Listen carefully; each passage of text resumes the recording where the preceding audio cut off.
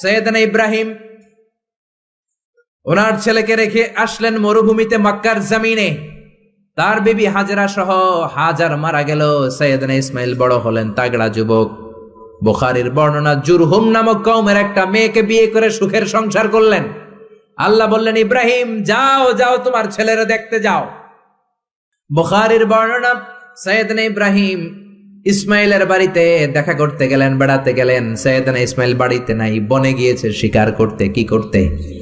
সব নবীরা নিজ হাতে কামাই করে খেয়েছেন, ঠিক কিনা? শিকার করতে গিয়েছেন। সৈয়দনা ইব্রাহিম দরজার পাশ থেকে সালাম দিলেন, আসসালামু আলাইকুম। ভেতর থেকে কর্কশ কণ্ঠে, ঝাঁঝালো কণ্ঠে, রাগ মাখা কণ্ঠে একটা মেয়ে উত্তর দেওয়া, আলাইকুম আসসালাম।